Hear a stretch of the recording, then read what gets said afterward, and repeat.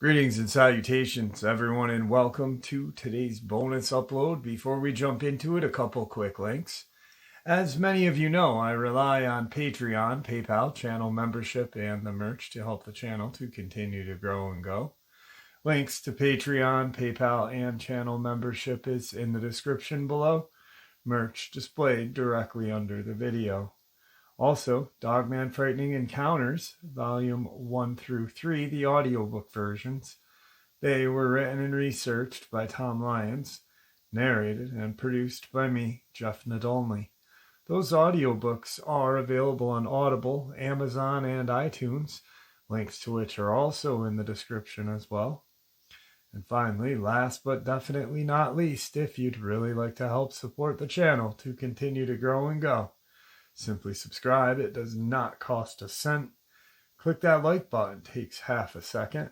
If you don't want to miss out on any of the informative uploads I put out daily, click the bell icon. And folks, please leave a comment and share the video. Why? Well, because all of these things really do help this channel to continue to grow and go. They definitely do matter, and they are appreciated. And with that, I have taken far too much of your time. Let's jump in to today's bonus, shall we? Today's first subscriber, Dogman, Ohio encounter. I live in southern Ohio near the Ohio River. Myself and a few friends decided to go explore an abandoned hospital that backed up to a giant hill and large forest across the river in Maysville, Kentucky. It was a local spot for dumb teenagers to go and scare each other and play grab-ass with their girlfriends. So running into other people was not uncommon, but you could usually tell if other people were there because there'd be cars parked nearby. That being said, on this night, we were the only dumb teenagers there. The moment we got out of the car, though, everything felt wrong. We knew we weren't allowed to be there because the building was condemned, but this felt like we were in actual danger. Which, of course, we always were because it was condemned. But it just felt different. Now, by this point, I had been to Hazelwood Hospital 20 times or so, and I was familiar with the layout. Once the three of us had gotten inside, we had been there for about 45 minutes when we split up to tag some different places and explore. I went to go take some pictures of the morgue in the basement to see if I could photograph any orbs or anything cool. I'd been in the morgue for about 10 minutes when I smelled the most foul smell I had ever smelled. It was rotten. I didn't know what it was, but it was rotten. I imagined it was a large dog or coyote, but all I could make out was about 40 pounds of rotting meat.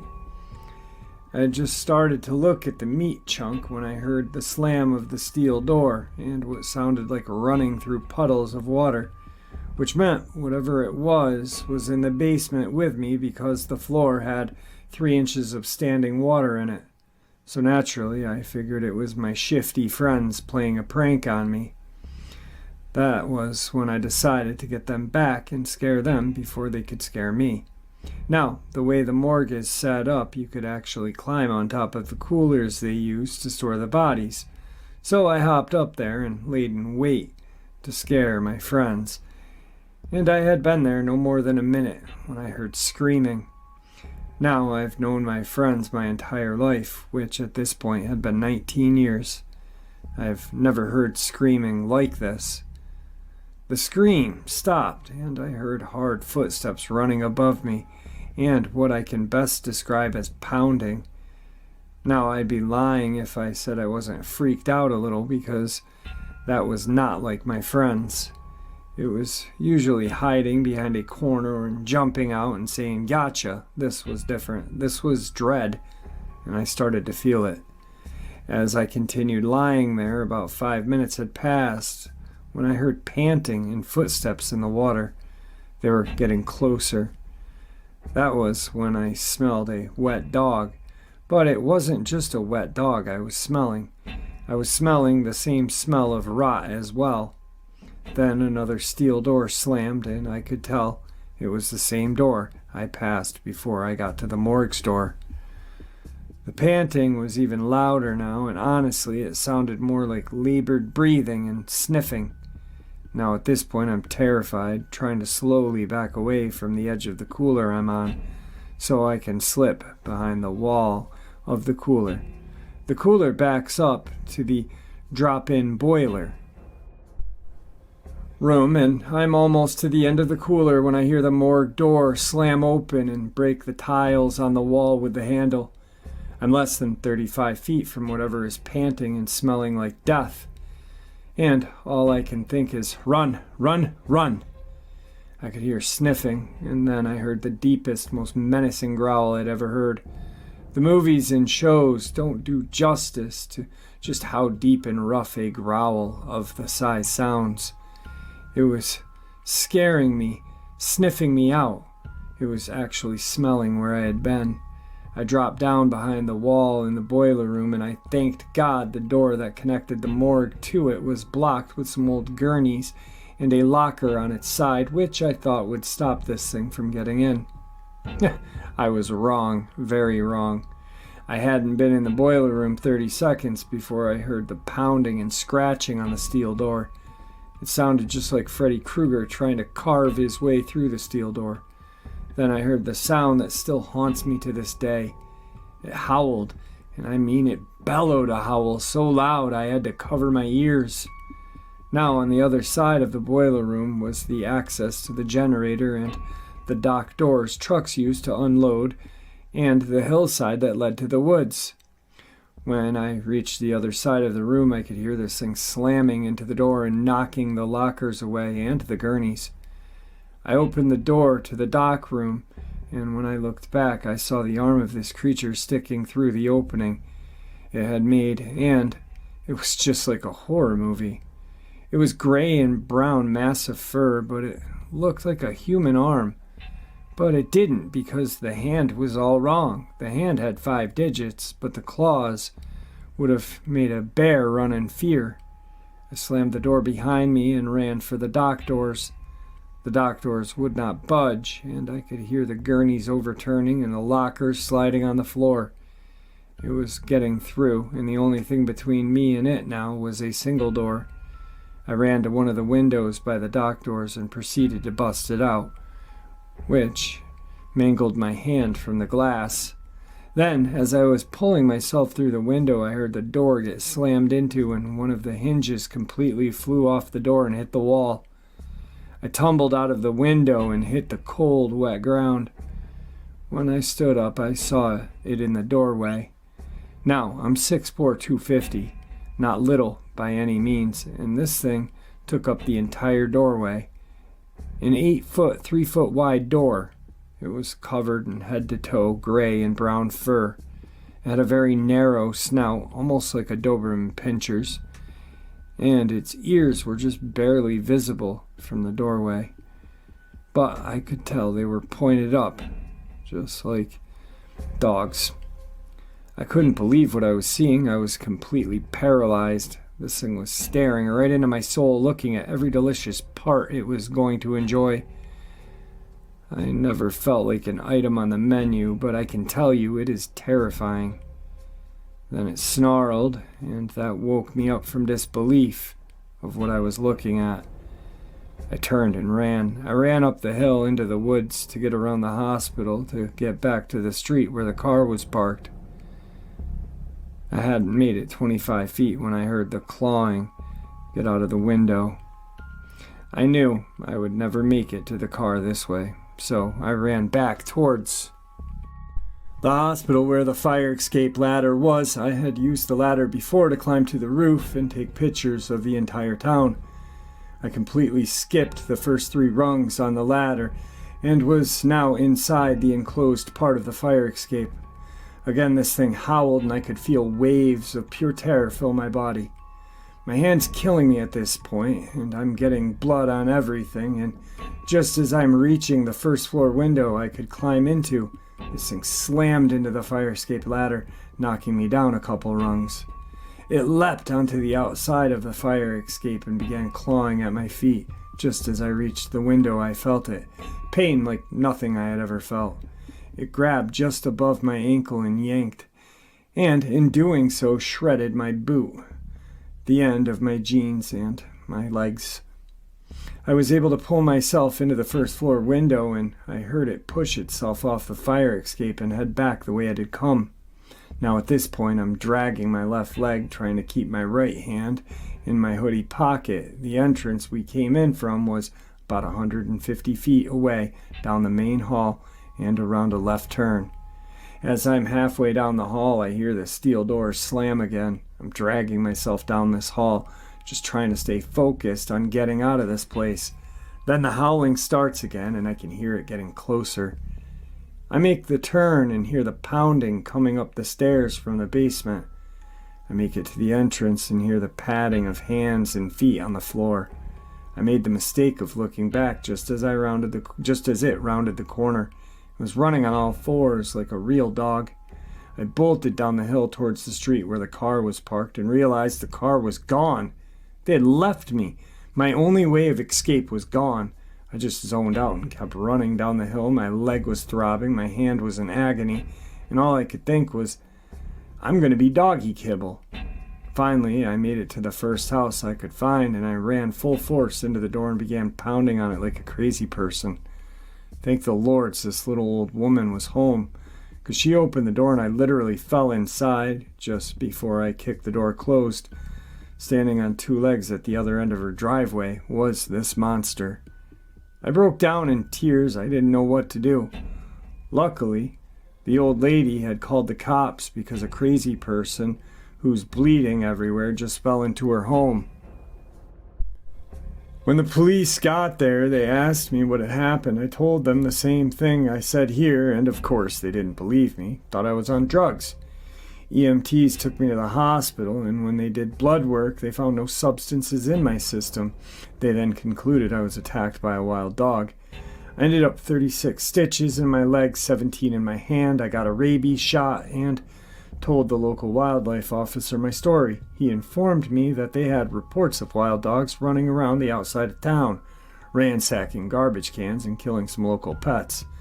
And I informed him that it wasn't a pack of wild dogs. It was a giant Dogman, but they all just thought I was crazy. The only thing I had in my favor was the claw mark on my leg. Even the doctors were confused about how a wild dog could make a mark like that. Now, you know my encounter, and you know why I absolutely know we are not at the top of the food chain. I've never been back to Hazelwood Hospital, and I've detoured anyone from ever going there. That experience has haunted me for the last 11 years of my life. It has made me into the overcautious man I am. I always have to know where every exit is when I walk into a building, and I always know where large clumps of woods are. This experience changed me forever, and it changed the way I look at the world we live in. Just because we all haven't seen something doesn't mean it doesn't exist. It just means some people haven't been hunted for their life. I have no doubt what stalks me that night was the Dogman. I know it in my bones. Thanks for sharing, Jeff. Today's second Ohio subscriber submission. Hey Jeff, hope all is well. Here's my encounter. Please use my name, John Boy.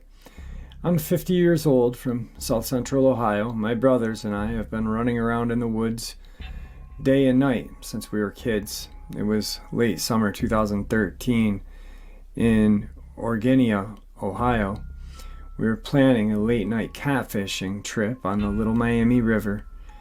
It was a pretty good hike to get to where we planned on fishing, about 30 minutes through a set of woods across the field and through more woods.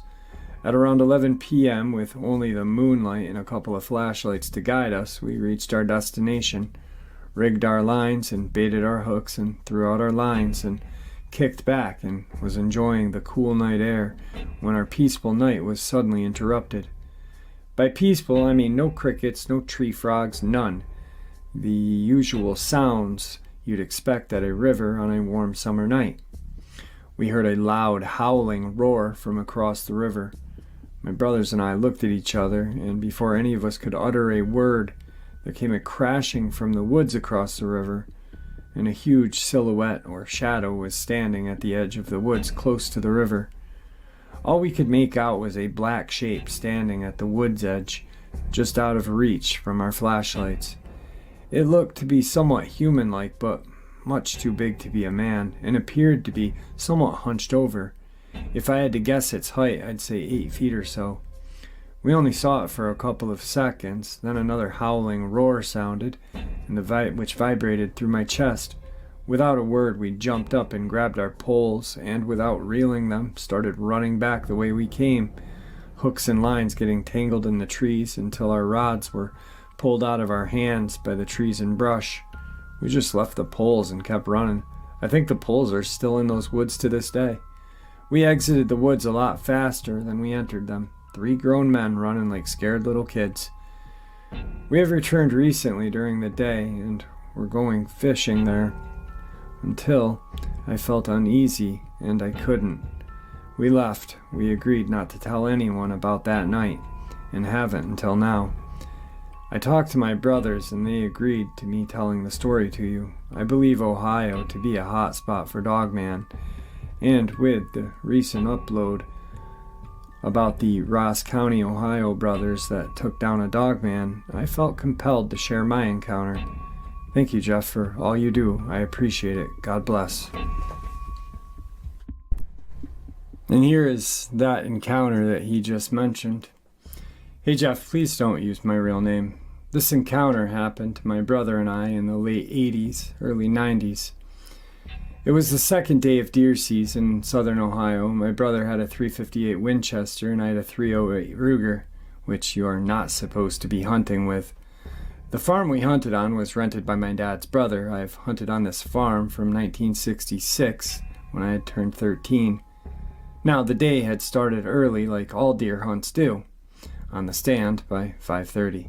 I was sitting on a fallen log with my back to the woods, facing a freshly shelled cornfield. My brother was 50 to 60 yards to my right, sitting on a tree stump facing the same field. At about 10 a.m., my brother started shooting, so I stepped out to maybe get a shot at a deer also.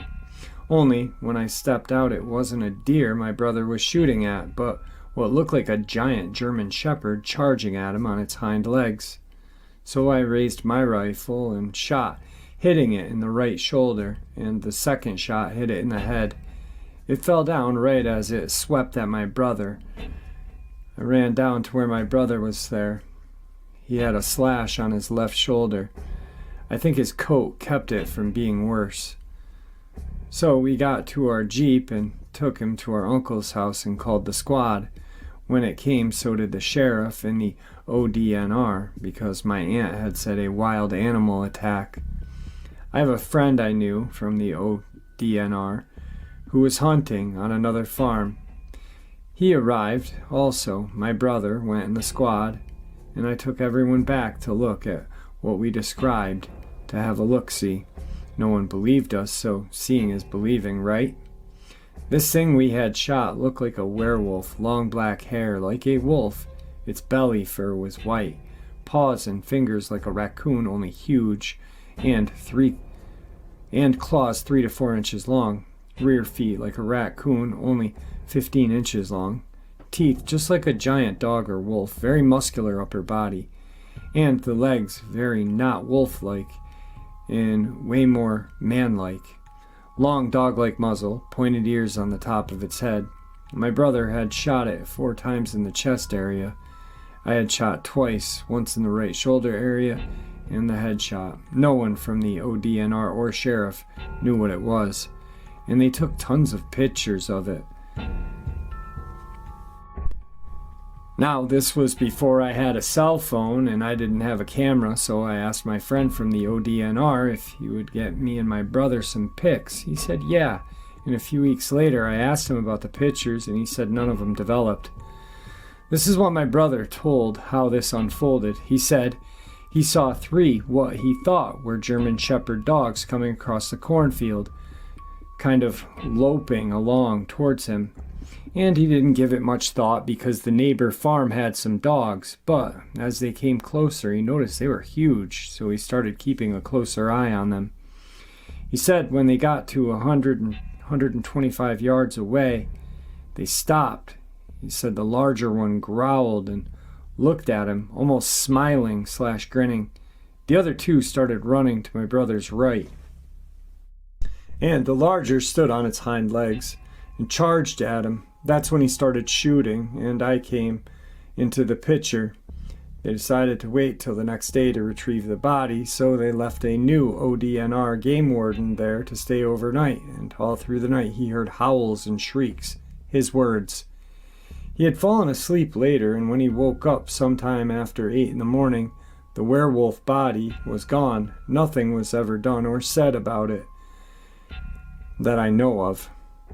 Also, on the new ODNR guy's truck was strange handprints on both doors. Also, I've asked my now retired ODNR friend about the pics several times, usually every time I see him. He says he doesn't know what I'm talking about. Also, this thing looked like a werewolf in Van Helsing's movie, exactly like it. Brother's fine, just a giant scratch mark on his shoulder and across his chest. Can't hardly see them today, but gave up hunting after all of that. I still hunt there to this day, but always take plenty of firepower and ammo. Me and him talk about it sometimes, but he won't talk to anyone else about it. And you are the only one I'll ever told this story to other than my family. If you think the story is worth sharing, you may do so, just don't say who wrote it. Thanks for listening. Next email I got from the sub. Also, Jeff, my brother's injury was listed as a dog bite. Next email, an hour later, or 20 minutes later. Also, Jeff, it was the first day of gun season in Ohio. Second, the thing smelled really bad, like wet dog and roadkill that was a few days old.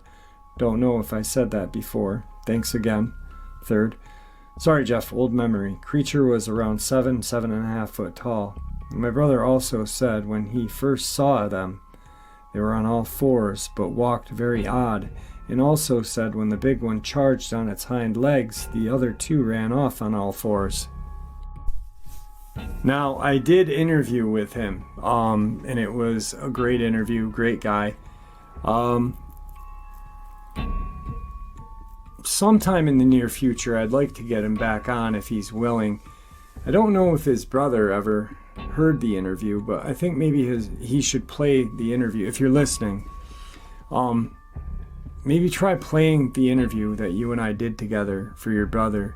Maybe that'll help him.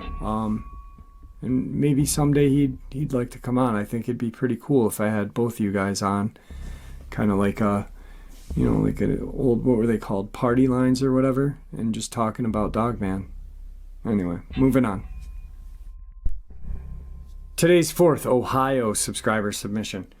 Hey Jeff, my name's Dan, and I'll be the first to tell you my full name because I know damn well what I saw and what truly happened on that day. And if I get crap, I don't care. I'm telling you about this 5 days after it happened, so it's still fresh in my head.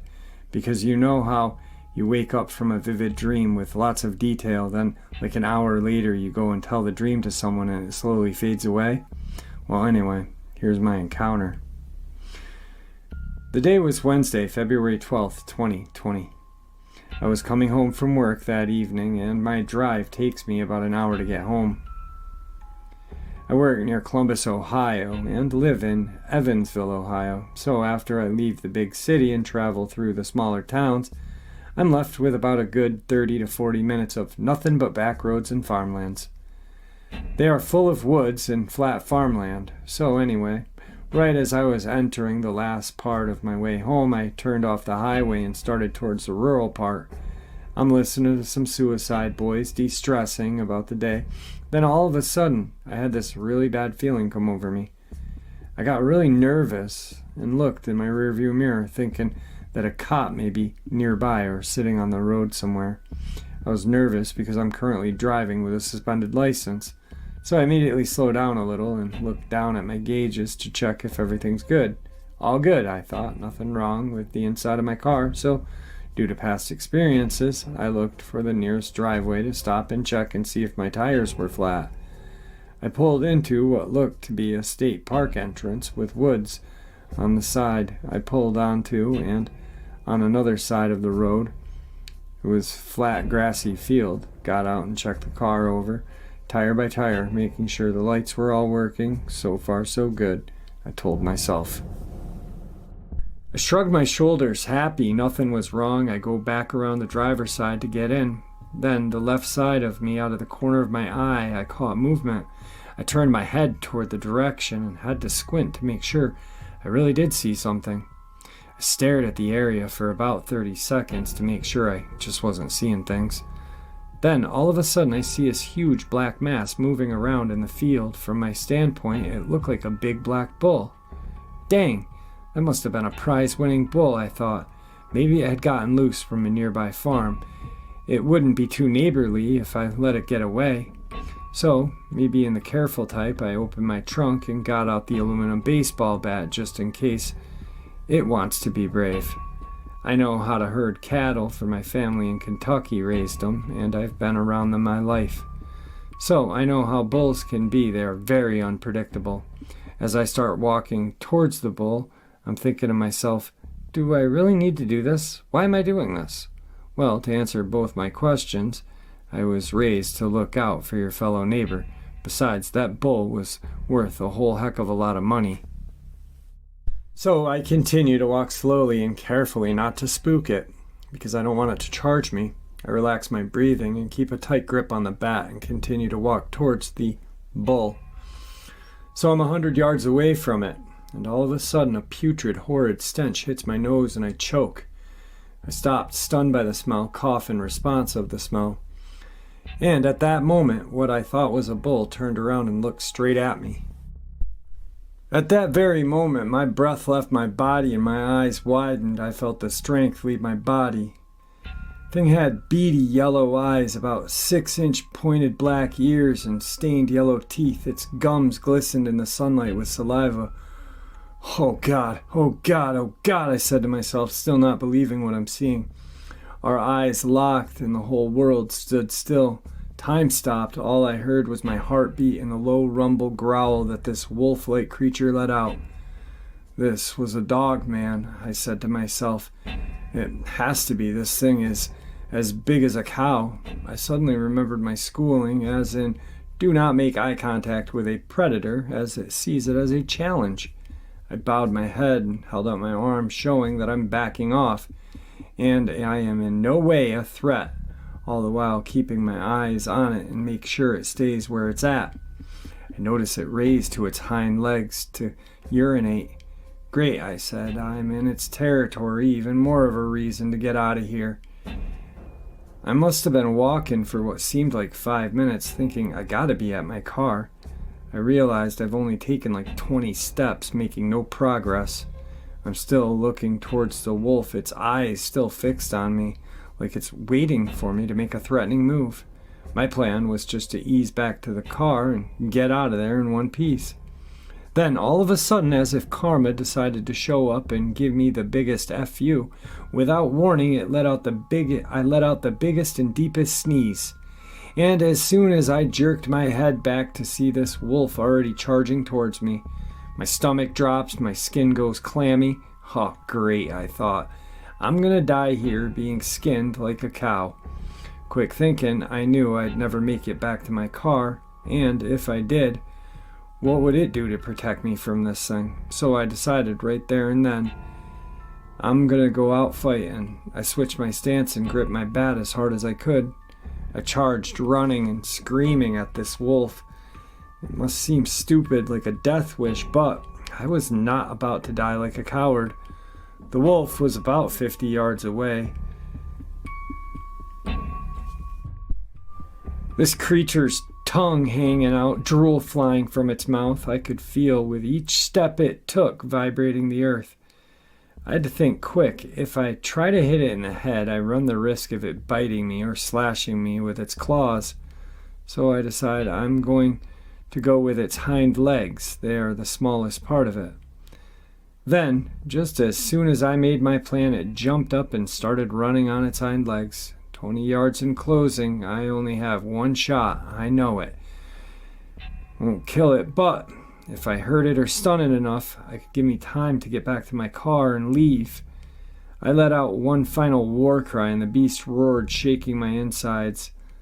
This creature leapt for me. I swung the bat and slid down on my knees and swung as hard as I possibly could, aiming for the beast's left hind leg. Crack! Connected. I knew I had to. I felt it. It felt like I had hit a 50-pound bowling ball. The force of the impact vibrated the bat in my hand so hard I dropped it, letting it fly out of my hands. I heard the beast bellow in pain as I came to a stop. I quickly jumped up and looked back at it. It was on all fours. It just stared at me with those hellish yellow eyes. Right then, I knew I had made a mistake because now the beast is between me and my car. I cursed at myself for being so stupid, but at the moment, I dared not take my eyes off of it, as I knew for sure. One ticked off Dogman, and it's really going to kill me. But to my surprise, it looked at me up and down and just nodded as if saying, "You outsmarted me, you may live another day," or something like that. Then it hobbled off toward the forest, confused and stunned. I picked up my bat and ran to my car so fast I don't think my feet hit the ground. I got in the car, started it, and floored it the rest of the way home, white-knuckling the steering wheel, the motor screaming until I got to my road, threw the bat in a grassy ditch, pulled into my driveway. I took a few minutes to collect myself and calm down before I headed into the house to face my family, trying to think of an excuse as to why I'm in this condition. Taking a long, heavy sigh, I get out and start heading towards my front door when I heard a long, blood-chilling howl. Until next time, I said. Upon opening the door, my wife holding our 7-month-old son, she took one look at me and sat him down in the playpen and ran over. "Oh my God, what happened to you, honey? Are you okay? Why are you so pale and sweaty? You look like you saw a ghost." "I hit a dog on the way home, honey, and it scared me." "Oh my God," she said, hugging me. "Are you okay, though? Did you kill it with your car?" she asked, looking worried over at me. No, I didn't. I don't even think I left a scratch on it. Thanks for your time, JB. Tonight's final subscriber, Ohio Dogman submission. Hey Jeff, I appreciate what you do. I had a brief encounter of some sort in 1981. I was fishing on a private pond. Yes, I was trespassing at 3 a.m. Never saw what it was, but I heard it. One thing I do know is that it was bipedal and huge. I could hear it stepping with strides that sounded like 10-foot spans, and all I could see was the top of 30 to 40-foot sapling trees bending out of the way as it left the area. And as I believe most people would have done, I left the area and fast. My first response, besides almost urinating on myself, was to run. But I didn't want to leave my fishing gear and tackle. It was fairly new and expensive.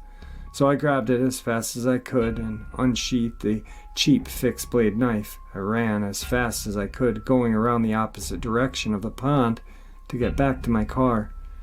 I never went back, and I told my cousin about the incident and to stay away. Moral learned from the story: I will never trespass again. Jeff, no matter what I think or anyone else, continue to do what God has placed in your heart. There is more to this world than what most of us have seen or believe in. Don't let the haters see or hear you sweat. The supernatural is natural. At some point, someone decided to put the prefix super in it because we can't understand all of what God has created, done, and allowed to happen. All right, guys.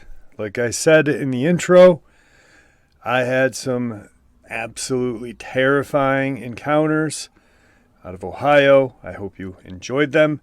Let's check out some video clips. Look.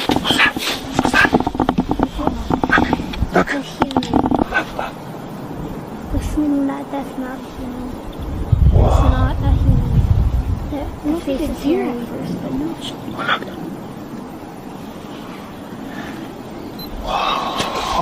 That is not a human. Oh my god.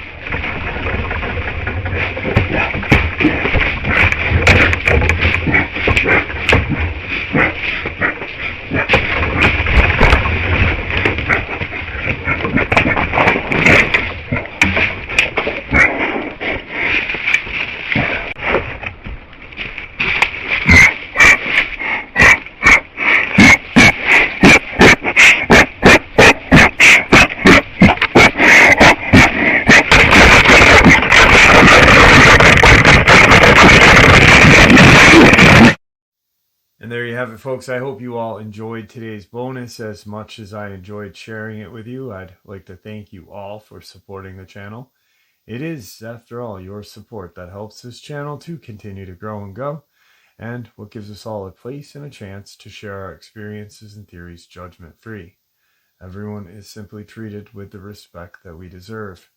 Please stay safe, happy, healthy, and ever vigilant, keeping an eye on our children, pets, family, and friends. These creatures are real, they are out there and dangerous. Share this information with those you love and care about, and it may just help save their lives someday. Until next time, never stop asking questions, never stop searching for the truth, and God bless you all.